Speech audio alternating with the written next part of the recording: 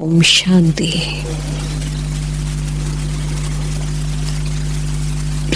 आज बाबा दिव्य गुणों की धारणा के लिए समझा रहे।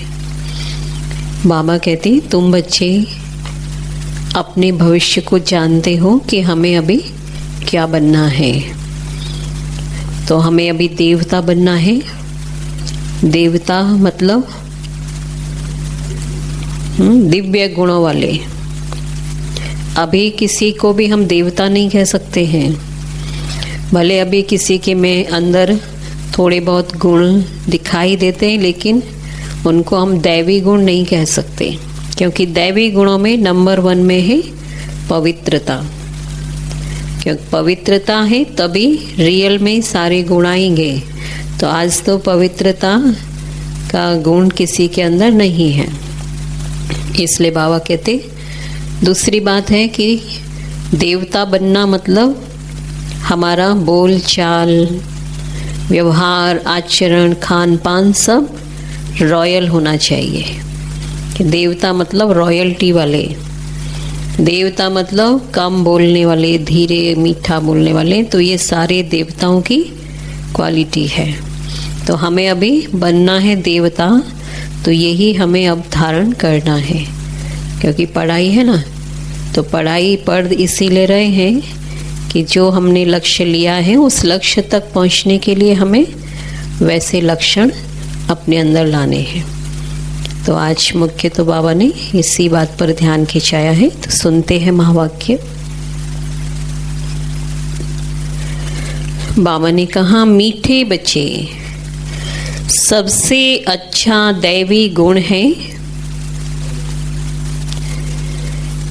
शांत रहना।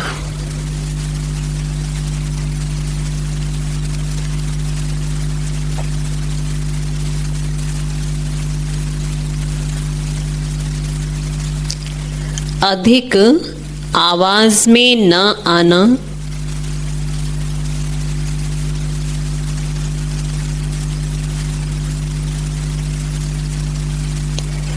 मीठा बोलना।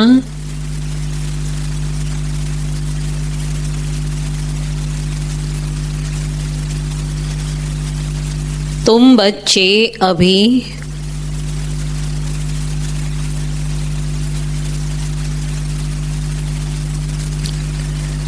टॉकी से मूवी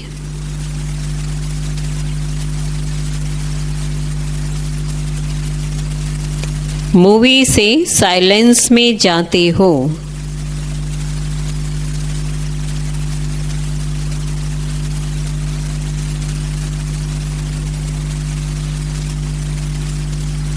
इसलिए अधिक आवाज में न आओ।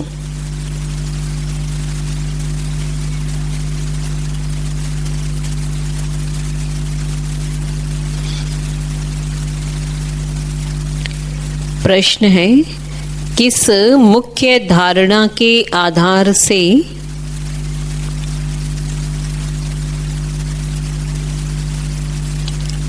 सर्व दैवी गुण स्वतः आते जाएंगे?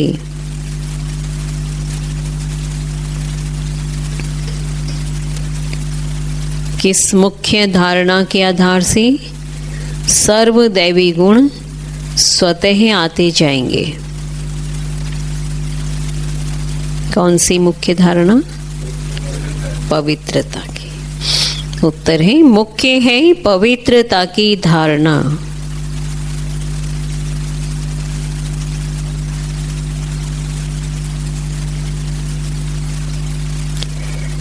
देवताएं पवित्र हैं,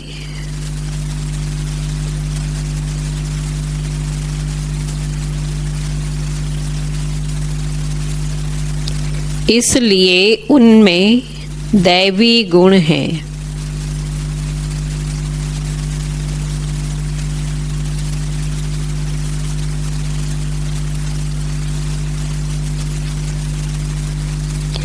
इस दुनिया में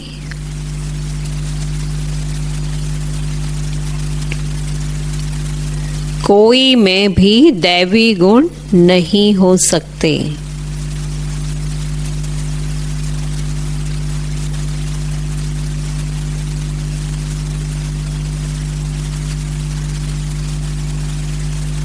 रावण राज्य में दैवी गुण कहाँ से आए?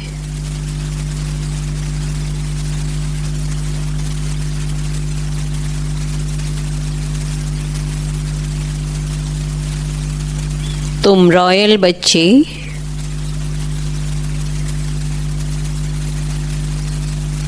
अभी दैवी गुण धारण कर रहे हो।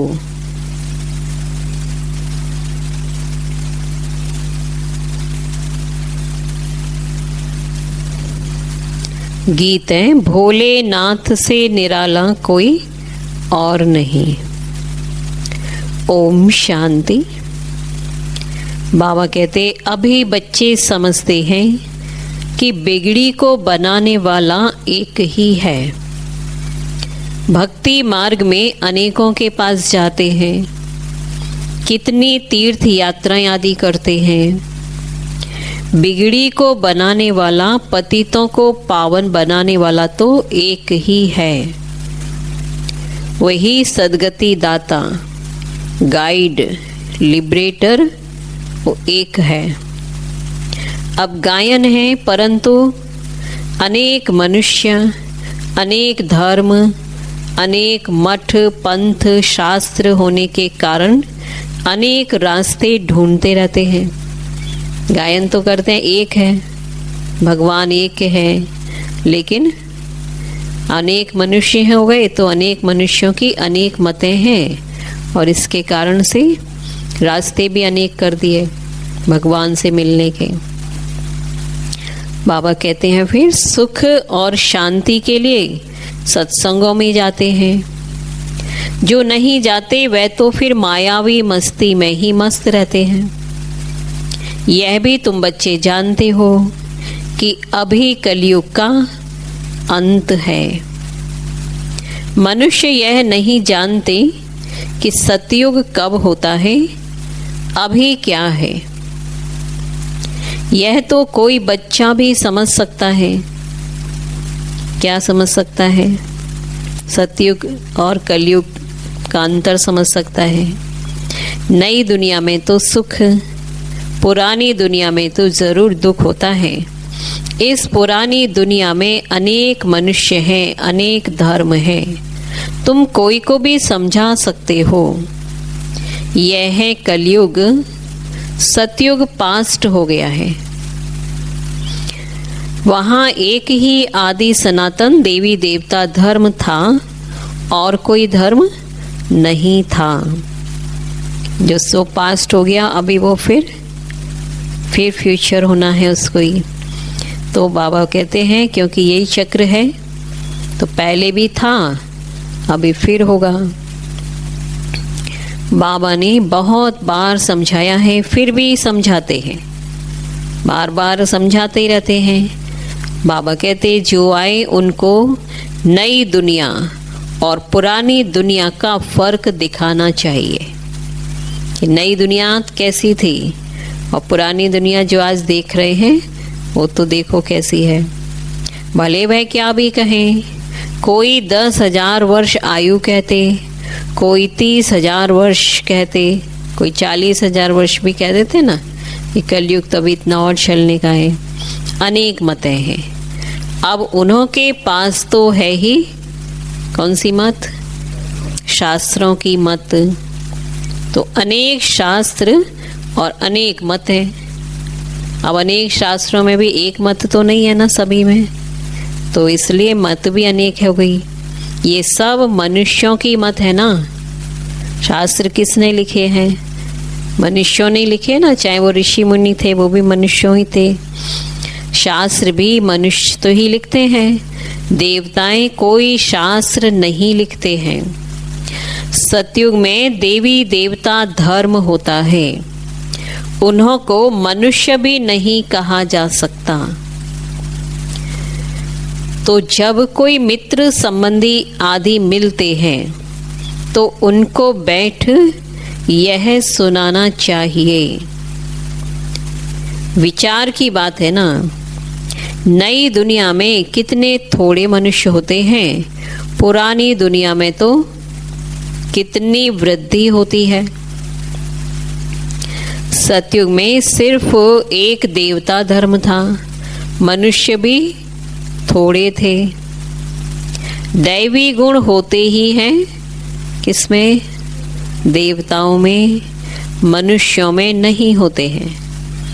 मनुष्य में हो तो फिर मनुष्य नहीं हो ना, वो देवता कहलाए। तभी तो मनुष्य जाकर देवताओं के आगे नमस्ते करते हैं, सिर झुकाते हैं, उनकी महिमा करते हैं, अपने को नीच पापी कहते हैं, देवताओं की महिमा गाते हैं, जानते हैं वह स्वर्गवासी हैं, हम नरकवासी कलयुगवासी हैं। तो मनुष्य में दैवी गुण हो न सके। दैवी गुण पवित्रता, नम्रता, और वो हमेशा सदा के लिए। कोई में थोड़े समय के लिए कुछ नम्रता दिखाई दे जाएगी, ज़रूरी नहीं सदा ही वो ऐसा रहे। कोई कहे फलाने में बहुत अच्छे दैवी गुण हैं, तो बोलो नहीं, दैवी गुण तो होते ही हैं देवताओं में, क्योंकि वह पवित्र हैं।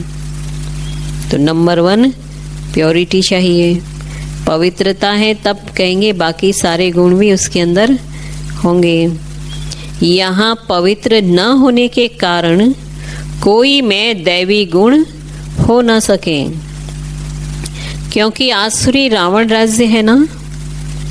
नए झाड़ में दैवी गुण वाले देवताएं रहते हैं, फिर झाड़ पुराना होता है। रावण राज्य में दैवी गुण वाले हो न सके। सतयुग में आदि सनातन देवी देवताओं का प्रवृत्ति मार्ग था। सतयुग था, प्रवृत्ति मार्ग था, क्योंकि वहाँ क्या था? वो प्रवृत्ति थी पवित्र। तो देवी देवताओं की भी प्रवृत्ति थी, लेकिन उसमें थी प्योरिटी। प्रवृत्ति मार्ग वालों की ही महिमा गाई हुई है। सतयुग में हम पवित्र देवी देवता थे, संन्यास मार्ग था नहीं। तब पवित्र देवी देवताओं की पूजा होती है, सन्यासियों की पूजा तो नहीं होती है। तो मंदिर में दिखाते हैं ना, जोड़े भी दिखाते हैं, लक्ष्मी नारायण, राधे कृष्ण, राम सीता। तो ये हैं पवित्र प्रवृत्ति वाले। तो बाबा ने कहा सतयुग में केवल यही लोग थे, सन्यास धर्म भी नहीं था। कितनी पॉइंट्स मिलती हैं, परंतु सभी पॉइंट्स किसकी बुद्धि में रह ना सके। पॉइंट्स भूल जाती हैं, इसलिए फेल होते हैं। कभी समझाने में भी भूल जाते हैं, और कभी समय पर खुद के ऊपर प्रयोग करें उस पॉइंट्स को, वो भी भूल जाते हैं। फिर माया में फंसते, फिर दैवी गुण धारण नहीं कर पाते।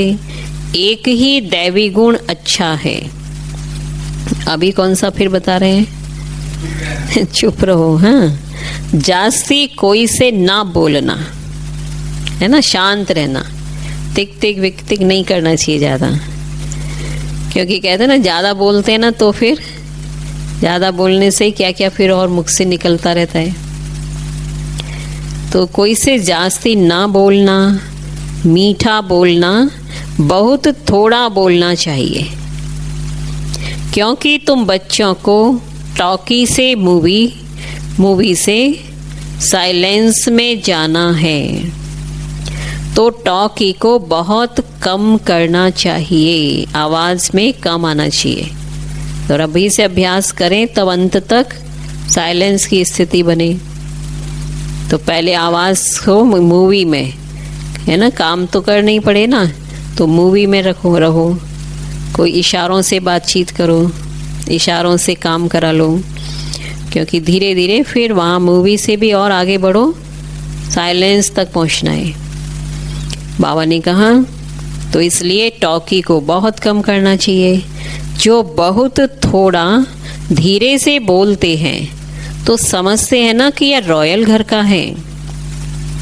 मुख से सदैव रत्न न निकले, है ना, जो खराब, जो मैंने थोड़े से रॉयल्टी नहीं होती है जिनके खानदान में भी देखते हैं ना, तो वो क्या क्या बोलते हैं, रफ ढप बोलेंगे, है ना, गालियाँ दे के बात करेंगे। तो बाबा कहते वाणी से ही पता चल जाता है ना कि कैसे घराने का है ये, कौन से खानदान का है।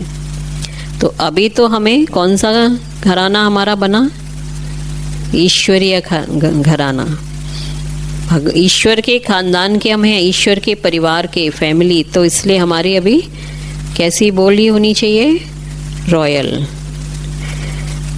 तो बाबा ने कहा क्योंकि उससे पता चलता है ना कि ये कौन से घराने के हैं। सन्यासी अथवा कोई भी हो तो उनको नई और पुरानी दुनिया का कंट्रास्ट बताना चाहिए।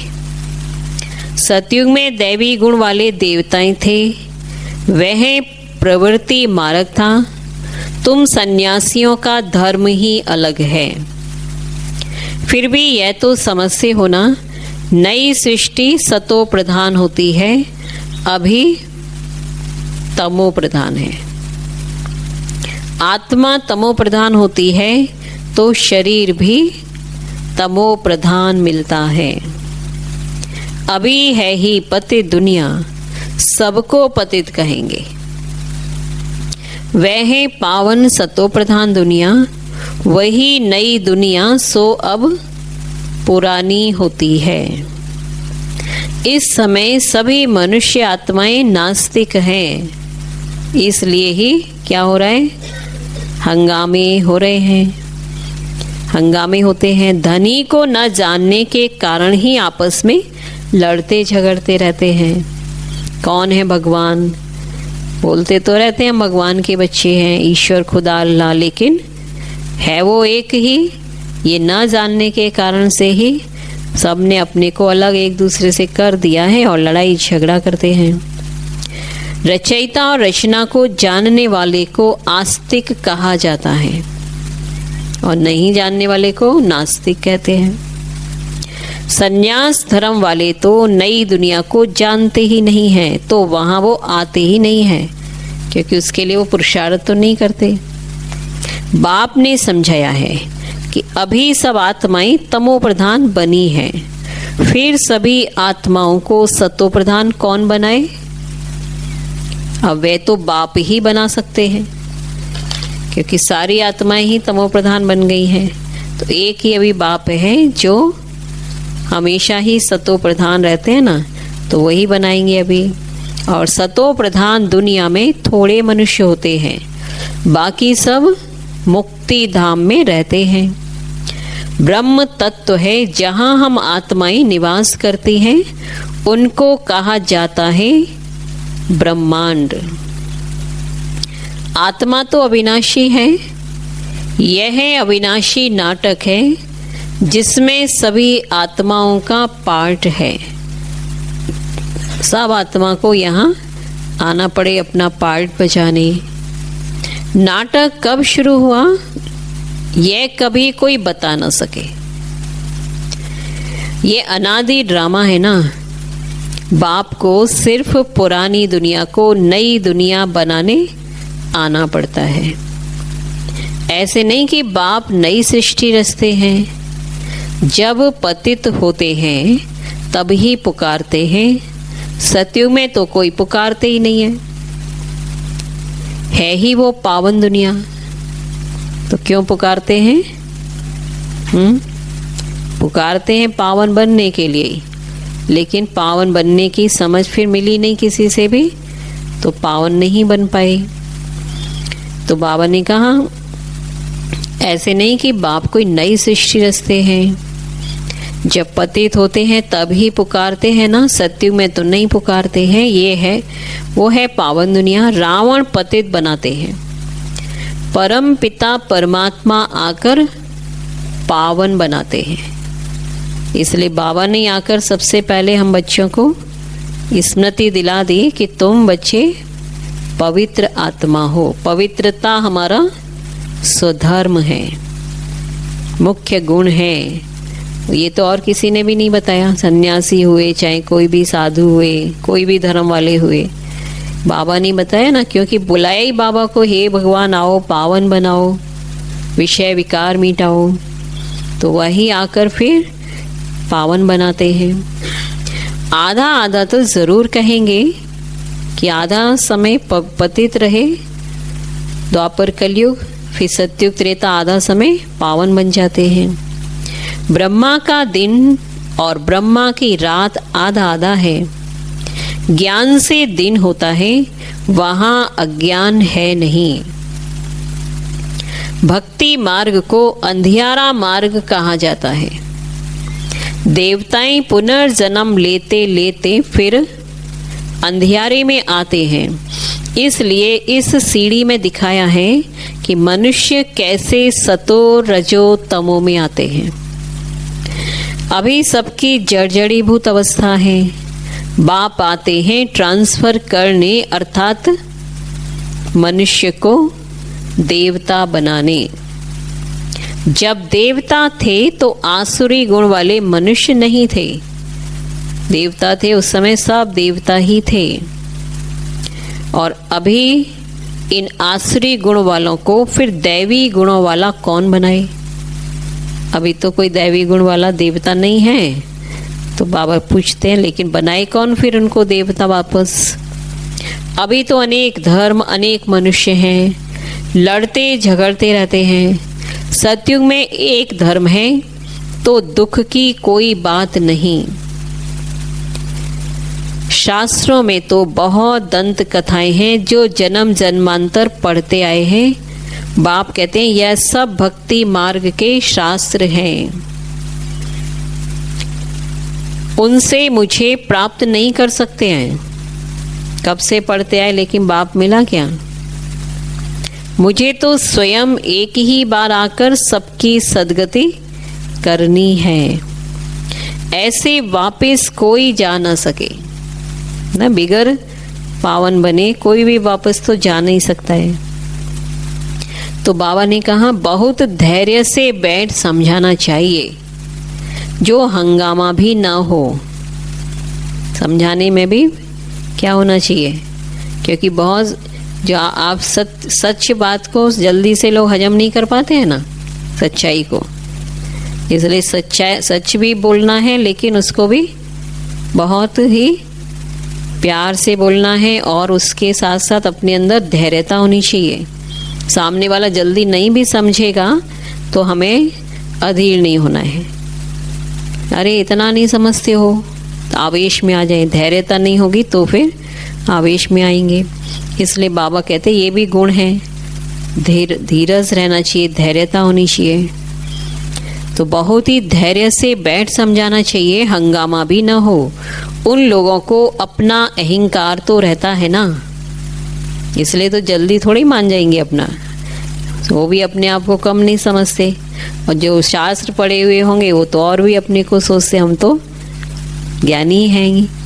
ये हम लोग को क्या सिखा रहे हैं? तो बाबा कहते साधु संतों के साथ फॉलोअर्स भी रहते हैं। झट कह देंगे इनको भी ब्रह्मा कुमारियों का जादू लगा है। सयाने मनुष्य जो होंगे वह कहेंगे यह विचार करने योग्य बातें हैं, न समझते हैं। चलो बाबा को याद करते हैं।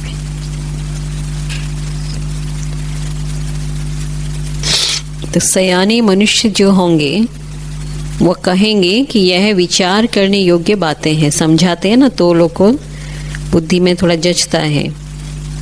मेले प्रदर्शनी में अनेक प्रकार के आते हैं ना। प्रदर्शनी आदि में कोई भी आए तो उसे बड़े धैर्य से समझाना चाहिए, जैसे बाबा धीरज से समझा रहे हैं। बहुत जोर से बोलना नहीं चाहिए।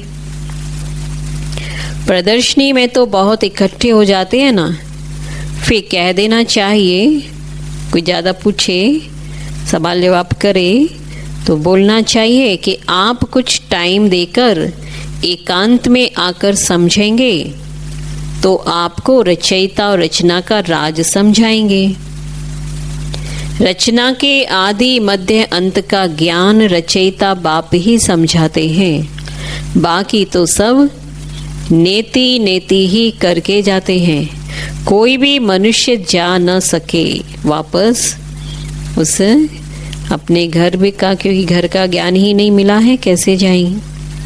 ज्ञान से सद्गति हो जाती, फिर ज्ञान की दरकार नहीं होती।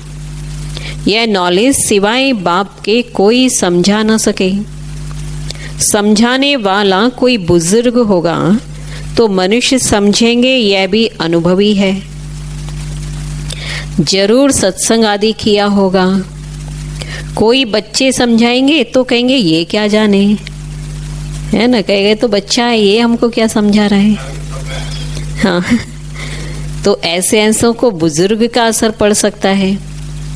सब प्रकार के होते हैं ना, कोई तो बच्चों से ही बड़े इम्प्रेस्ड हो जाते हैं, अरे इतना छोटा बच्चा और इतना सारा ज्ञान है इसमें, वो भी होता है। हर प्रकार के होते हैं ना लोग। और कोई बच्चों से इतना नहीं समझना चाहते हैं, कोई बुजुर्ग अनुभवी सुनाए तो कहेंगे हाँ ये तो जरूर अनुभव से बता रहे हैं, कहेंगे जरूर इन्होंने सत्संग किया होगा। तो बाप तो एक ही बार आकर यह नॉलेज समझाते हैं, तमो प्रधान से सतो प्रधान बनाते हैं। माताएं बैठ उनको समझाएंगी तो खुश होंगे। बोलो ज्ञान सागर बाप ने ज्ञान का कलश हम माताओं को दिया है, जो हम फिर औरों को देते हैं। बहुत नम्रता से बोलते रहना है। शिव ही ज्ञान का सागर है, जो हमको ज्ञान सुनाते हैं। कहते हैं मैं तो माताओं द्वारा मुक्ति जीवन मुक्ति के गेट्स खोलता हूँ और कोई खोल ना सके। हम अभी परमात्मा द्वारा पढ़ रहे हैं, हमको कोई मनुष्य नहीं पढ़ाते हैं। ज्ञान का सागर एक ही परम पिता परमात्मा है। तुम सब तो भक्ति के सागर हो, भक्ति की अथॉरिटी हो, ना कि ज्ञान की। ज्ञान की अथॉरिटी एक मैं ही हूँ और भक्ति में है विस्तार, ज्ञान है सार बीज। तो इसलिए बीज का नॉलेज तो उस बीज के ही पास में है।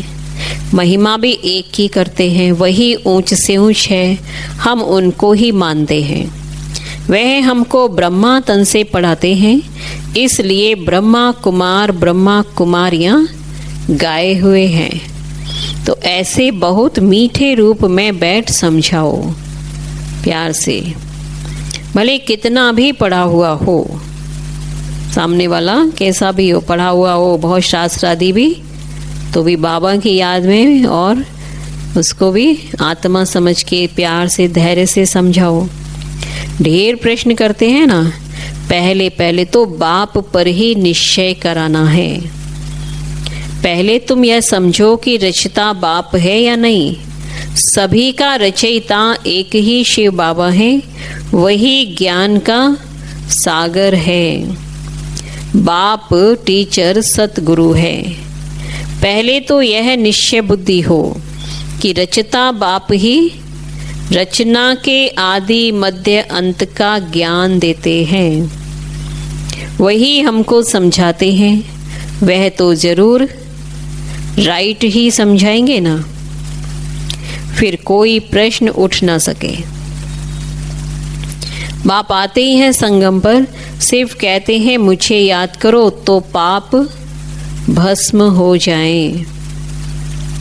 हमारा काम ही है, क्या काम? पतितों को पावन बनाने का। अभी तमो प्रधान दुनिया है, पतित पावन बाप के बिगर कोई को जीवन मुक्ति मिल ना सके। सभी गंगा स्नान करने जाते हैं तो पतित ठहरे ना, है ना, सिद्ध हो गया ना, सभी पतित हैं। मैं तो कहता नहीं हूं कि गंगा स्नान करो, है ना, शिव बाबा तो नहीं कहते हैं ज्ञान स्नान करो। तो जो मनुष्यों ने कहा, मनुष्य मत पे अभी तक चलते आए, ये गंगा स्नान करेंगे तो पावन बन जाएंगे, पावन तो बने ही नहीं। बाबा कहते मैं तो कहता हूँ माम एकम याद करो। पावन बनना चाहते हैं ना सभी, तो उसके लिए बाबा आकर समझ देते हैं कि अब मुझे याद करो, बुद्धि का योग मेरे से लगाओ। मैं तुम सभी आशिकों का माशूक हूँ। अब याद करने के लिए क्या बताया?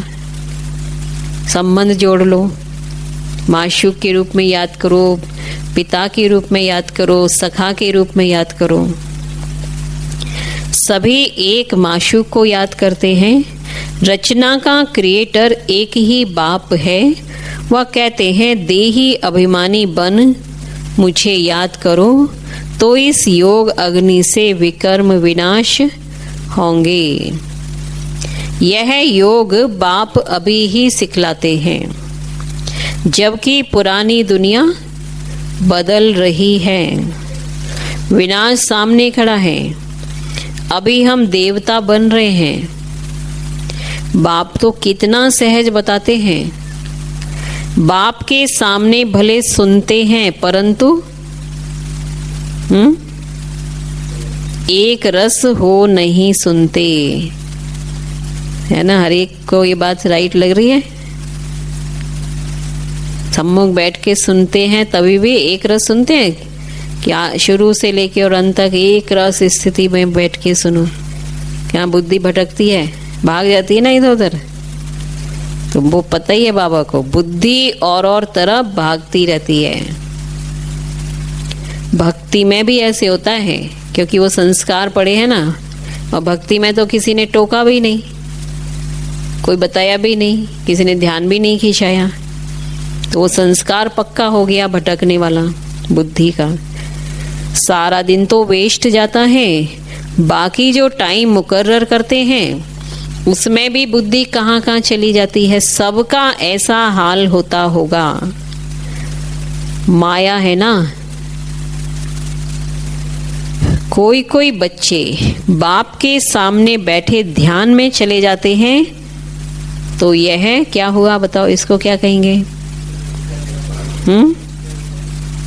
यह भी टाइम वेस्ट हुआ ना,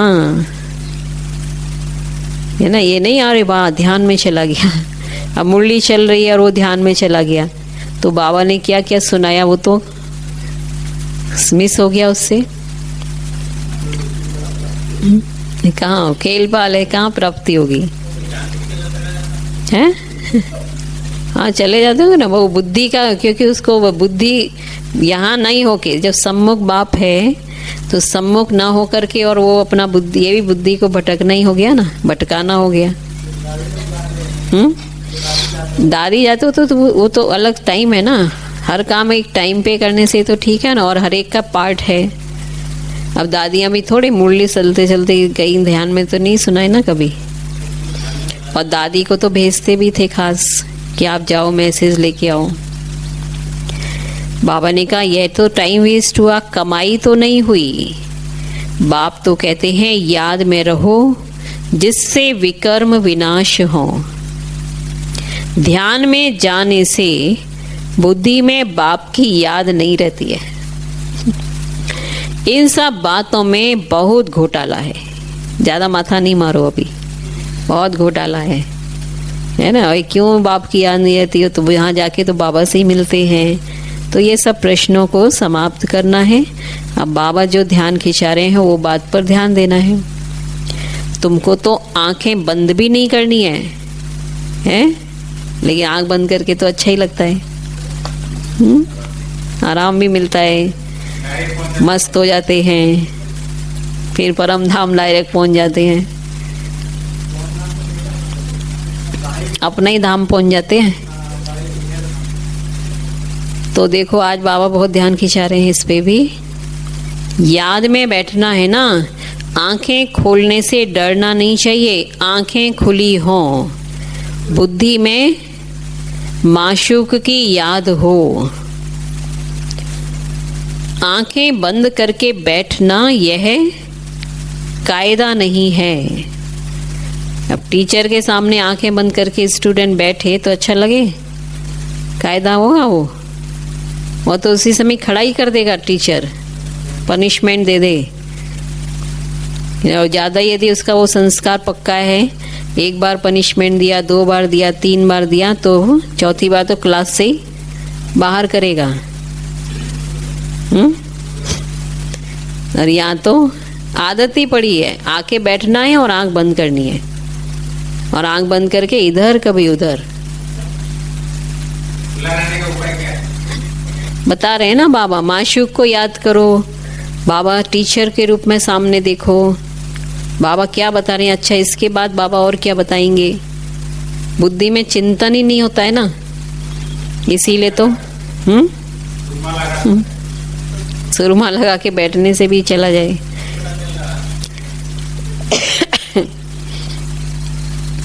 तो बाबा कहते हैं, बाप कहते हैं याद में बैठो। ऐसे थोड़े ही कहते हैं आंखें बंद करो। आंखें बंद कर कांध ऐसे नीचे कर बैठेंगे तो बाबा कैसे देखेंगे? ये थोड़ी सोचो, अभी बाबा थोड़े ही है, बाबा नहीं होता है अभी। मुरली जहाँ मुरली चल रही है उस समय बाबा ही है सूक्ष्म में, और बाबा ही तो देख रहा है ना। इसलिए कंधा ऐसे करके बैठोगी, गर्दन नीचे करके तो देखेगा बाबा। तो वही तो, अब वही बाबा ने कहा ना, ये नहीं समझ रहे कि हमारी कमाई नहीं हो रही उसमें। टाइम तो हम दे रहे हैं लेकिन कमाई नहीं हो रही है।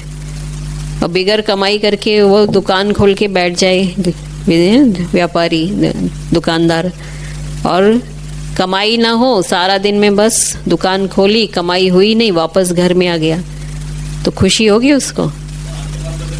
इसीलिए तो खुशी नहीं होती है ना।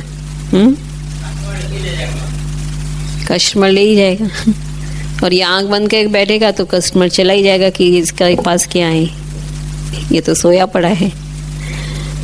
बाबा ने कहा देखो, तो आंखें कभी बंद नहीं करनी चाहिए। और भी कड़ाई से बोल रहे, एक और कड़ी बात है, तो जो आंखें बंद करते हैं ना वो ध्यान से सुन लो। आंखें बंद हो जाती हैं तो कुछ दाल में काला होगा और कोई को याद करते होंगे, ये दाल में काला, और तरफ बुद्धि चली जाएगी जरूर, तब तो आंख बंद हो रही है ना।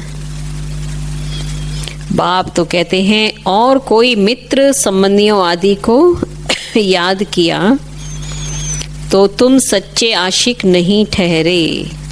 सच्चा आशिक बनेंगे तब ही ऊंच पद पाएंगे। मेहनत सारी याद में है। देह अभिमान में बाप को भूलते हैं, फिर धक्के खाते रहते हैं। और बहुत मीठा भी बनना चाहिए। वातावरण भी मीठा हो, कोई आवाज नहीं। कोई भी आए तो देखे कि बात कितनी मीठी करते हैं। बहुत साइलेंस होनी चाहिए। कुछ भी लड़ना झगड़ना नहीं, नहीं तो जैसे बाप टीचर गुरु तीनों की निंदा कराते हैं वह फिर पद भी बहुत कम पाएंगे। बच्चों को अभी समझ तो मिली है। बाप कहते हैं हम तुमको पढ़ाते हैं ऊंच पद पाने, पढ़कर फिर औरों को पढ़ाना है। खुद भी समझ सकते हैं, हम तो कोई को सुनाते नहीं हैं तो क्या पद पाएंगे। प्रजा नहीं बनाएंगे तो क्या बनेंगे। योग नहीं, ज्ञान नहीं, तो फिर जरूर पढ़े हुए के आगे भरी ढोनी पड़ेगी। नौकर चाकर बनोगे। अपने को देखना चाहिए कि इस समय नापास हुए, ऐसी ही अवस्था रही और शरीर छूटा, नापास हो गए, कम पद पाया, तो कल्प कल्पांतर कम पद हो जाएगा। बाप का काम है समझाना, है ना। बाबा तो अपना काम करते हैं, समझानी देंगे। नहीं समझेंगे तो अपना ही पद भ्रष्ट करेंगे। कैसे किसको समझाना चाहिए वे भी बाबा समझाते रहते हैं। जितना थोड़ा और आहिस्ते बोलेंगे उतना अच्छा है। बाबा सर्विस करने वालों की महिमा भी करते हैं ना। बहुत अच्छी सर्विस करते हैं तो बाबा के दिल पर चढ़ते हैं। सर्विस से ही तो दिल पर चढ़ेंगे ना। याद की यात्रा भी जरूर चाहिए, तभी सतो प्रधान बनेंगे। सजा जास्ती खाएंगे तो पद कम हो जाएगा। पाप भस्म नहीं होते हैं तो सजा बहुत खानी पड़ती है कि ना, पिछले विक्रम भस्म नहीं हो पाएंगे तब तो जरूर सजा खानी पड़ेगी। फिर पद भी कम हो जाता है, उसको ही तो घाटा कहा जाता है। वही है घाटा। हमने समय भी दिया, अपना जीवन भी दिया, लेकिन फिर भी घाटे में ही रहे। जब बाप का बन गए हैं तो जरूर फिर हमें फायदा ही करना चाहिए ना। फायदे का ख्याल रखो। यह भी व्यापार है ना, घाटे में नहीं जाना चाहिए। दैवी गुण धारण करो, ऊंच बनना चाहिए। बाबा उन्नति के लिए किस्म किस्म की बातें सुनाते हैं। अब जो करेंगे सो पाएंगे। तुमको परिस्तानी बनना है तो गुण भी ऐसे धारण करने हैं। अच्छा, मीठे मीठे सिक्की लधे बच्चों प्रति माता पिता बाप दादा का याद प्यार और गुड मॉर्निंग। रूहानी बाप की रूहानी बच्चों को नमस्ते।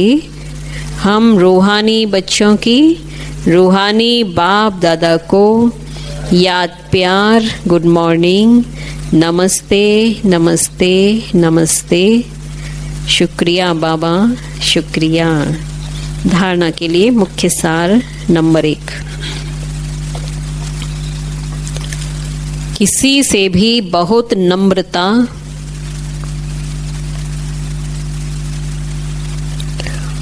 और धीरे से बातचीत करनी है।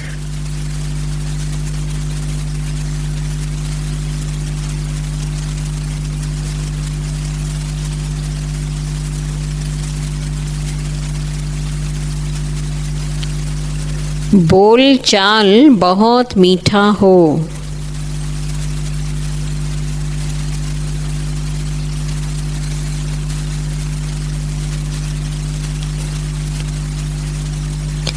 साइलेंस का वातावरण हो।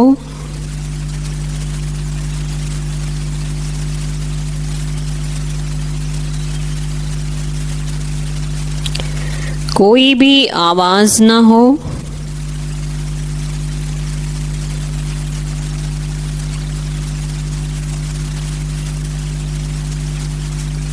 तब सर्विस की सफलता होगी।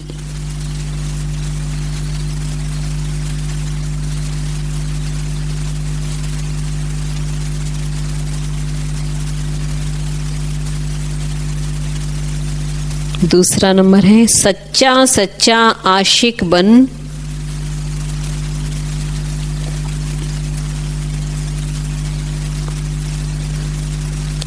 एक माशूक को याद करना है।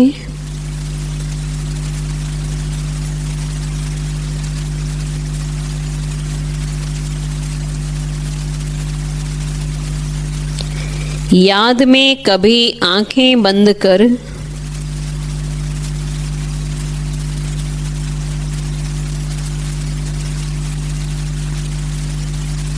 कांध नीचे करके नहीं बैठना है।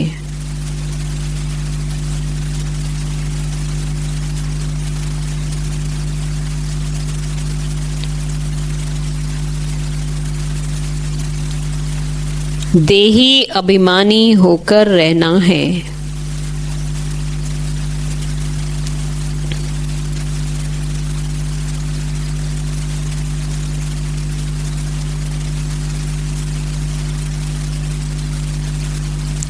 वरदान है विशाल बुद्धि द्वारा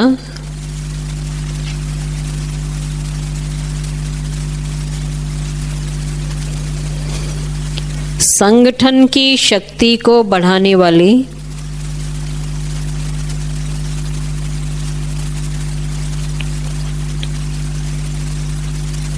सफलता स्वरूप भव।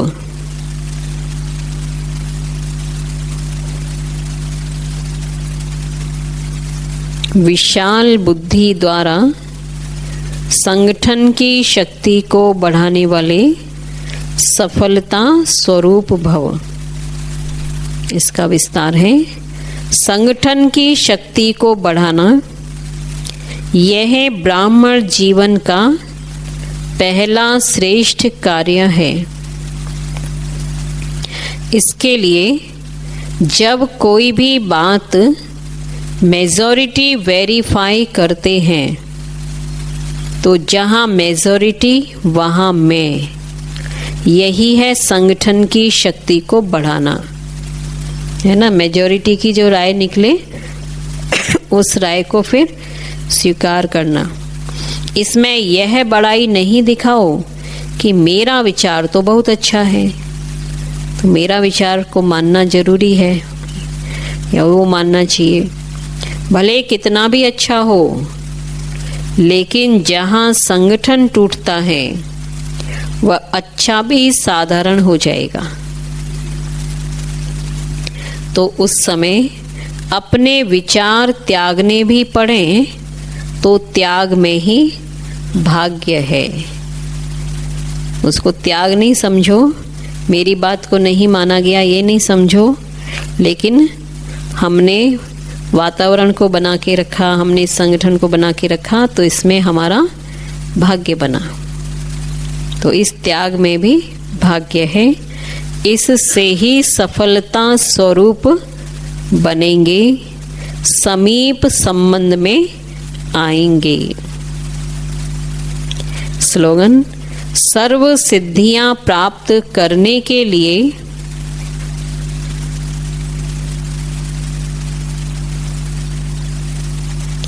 मन की एकाग्रता को बढ़ाओ।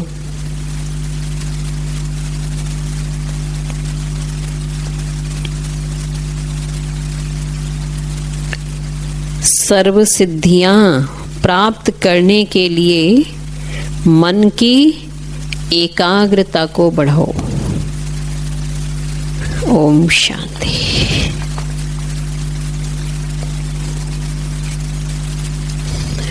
तो क्या सुना आज की महावाक्य?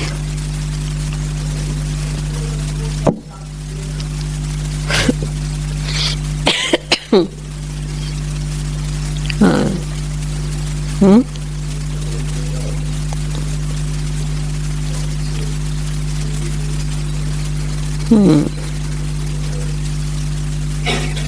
मुख्य धारणा बताइए। आज हमारी मुख्य धारणा है पवित्रता की, और मुख्य दैवी गुण अभी कौन सा दैवी गुण धारण करने का? शांत रहने का, शांति का गुण।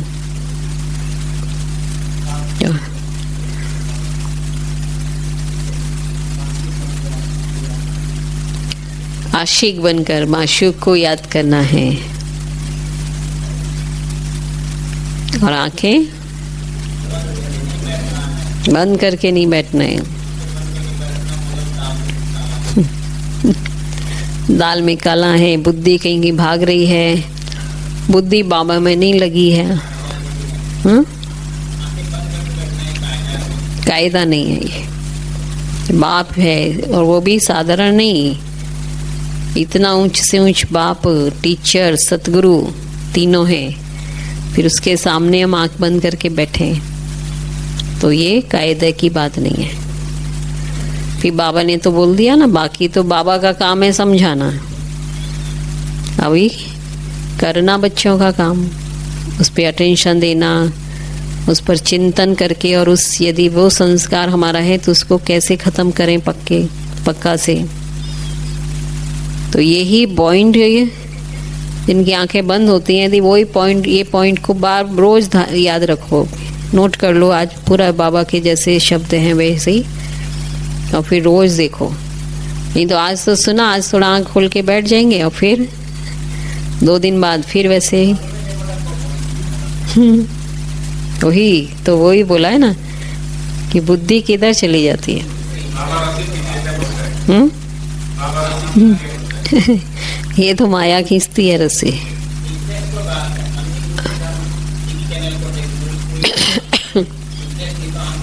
हाँ, नहीं इंटरेस्ट है, ऐसा नहीं इंटरेस्ट नहीं है, मुरली सुनने का इंटरेस्ट नहीं है, ऐसा थोड़ी कहेंगे। लेकिन संस्कार है, इसमें संस्कार हमारे पुराने वो आ जाते हैं सामने, और साथ साथ पिछला विक्रम पाप कर्म अभी दग्ध नहीं हुआ है। ये सिद्ध हो रहा है कि विक्रम भस्म नहीं हुए और बहुत विक्रम हैं अभी।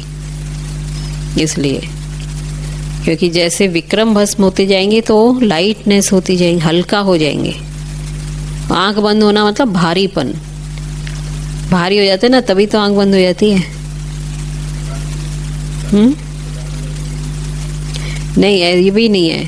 यदि देखो जिसका जो इंटरेस्ट भी है और लगन है, कितना भी थकावट हो, सुने हैं ना हम लोग, अनुभव नहीं सुने हैं पहले लोगों के, तो वो मुरली सुनते समय बोलते थकावट दूर हो जाती है। ये नहीं मुरली में थकावट होगी, ये थकावट बिगड़ डालेगी। थकावट दूर होती है, क्या तो मुरली से रिफ्रेश हो गए। रिफ्रेश हो गए मतलब थकान तो दूर होनी चाहिए मुरली सुन के। इसलिए ये सब अपना ही संस्कार है, अपने ही कमजोरी के संस्कार हैं। वो भी ये हमारे को तर्क देता है, ये माया तर्क देगी कि नहीं ऐसा है ना, इसलिए होता है। नींद पूरी नहीं होती है ना, इसलिए तो योग में नींद आती है। तो ये सब माया की चालबाजी है। माया से अटेंशन दो जी। हाँ तो उसका इलाज करो फिर।